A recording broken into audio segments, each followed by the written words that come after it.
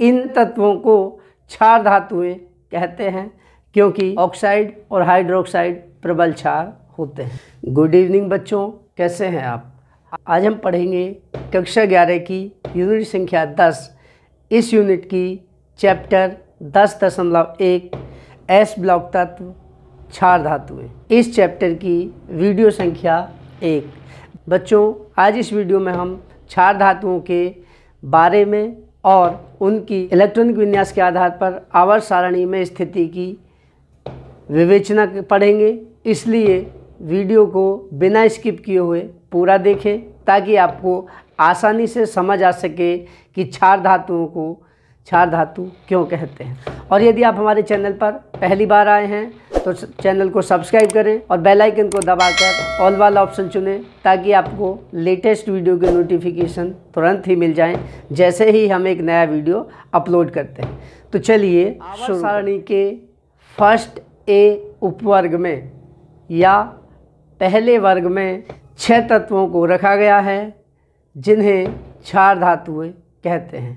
ये तत्व इस प्रकार हैं: lithium Li, sodium Na, potassium K, rubidium Rb, caesium Cs और फ्रेंशियम Fr।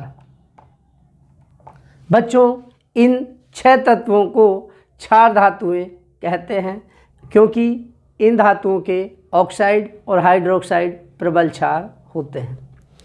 अब हेडिंग बनाएंगे बच्चों, आवर्त सारणी में स्थिति, पोजीशन इन पीरियोडिक टेबल।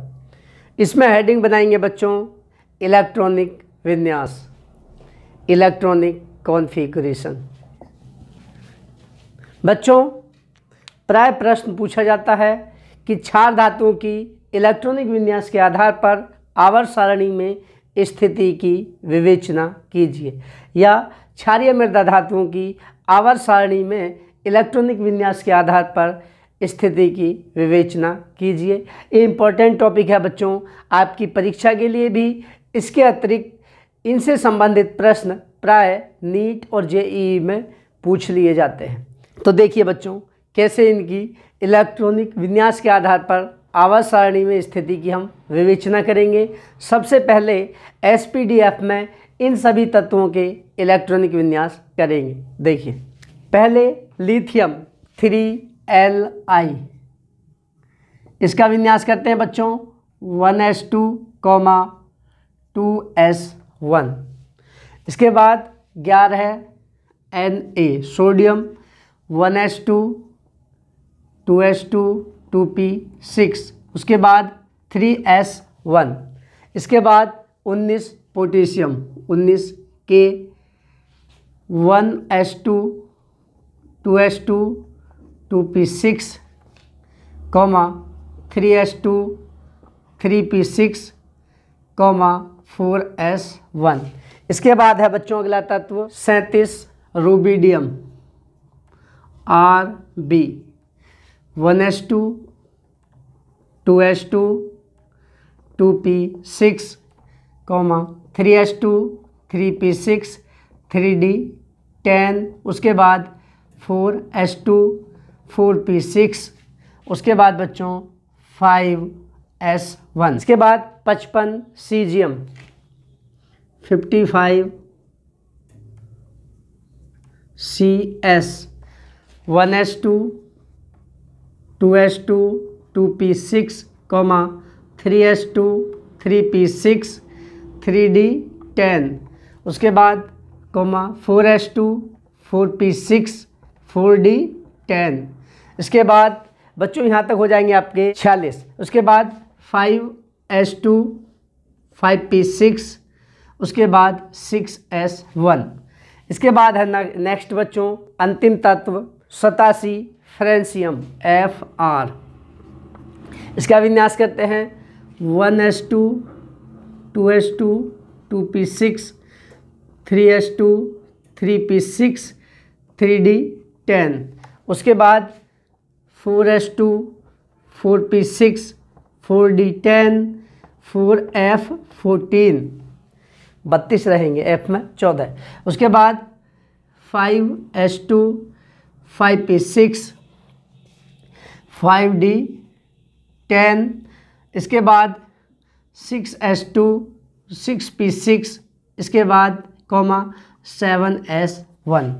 अब बच्चों आप स्पष्ट देख रहे हैं इन सभी तत्वों के वाहितम कोश में एक इलेक्ट्रॉन है। इन सभी तत्वों के वाहितम कोश में एक इलेक्ट्रॉन है और वो भी S उपकोश में भरा जा रहा है। देखिए ध्यान से, वाहितम कोश के S उपकोश में है एक एक इलेक्ट्रॉन।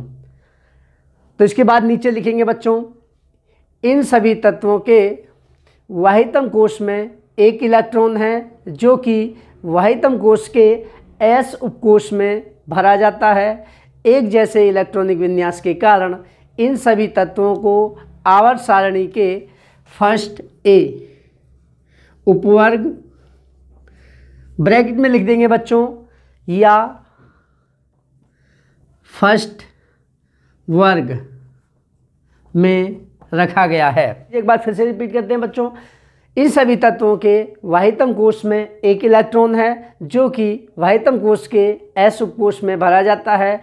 एक जैसे इलेक्ट्रॉनिक विन्यास के कारण इन सभी तत्वों को या क्षार धातुओं को आवर्त सारणी के फर्स्ट A उपवर्ग ब्रैकेट में या फर्स्ट वर्ग में रखा गया है। तो बच्चों यही है क्षार धातुओं की आवर्त सारणी में स्थिति। इसको बच्चों हाईलाइट कर देंगे फर्स्ट A उपवर्ग को, ताकि एग्जामिनर को स्पष्ट दिख जाए तुरंत ही, या आप भी कंपटीशंस की तैयारी करें तो आपको स्पष्ट पता चल सके। बच्चों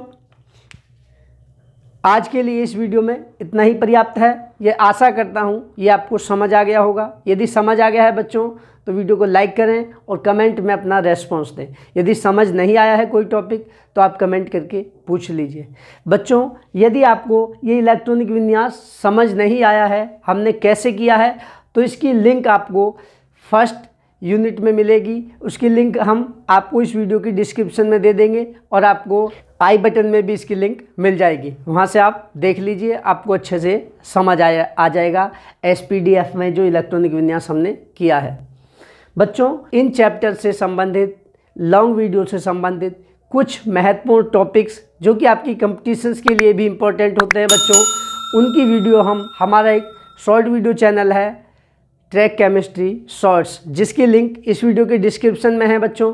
उसको भी आप अपना सब्सक्राइब करके सपोर्ट करें, वहाँ से भी आपको कुछ महत्वपूर्ण जानकारियाँ मिलती रहेंगी। तो बच्चों आज के लिए इतना ही पर्याप्त है। कल फिर एक नई वीडियो में मिलते हैं, तब तक के लिए थैंक यू।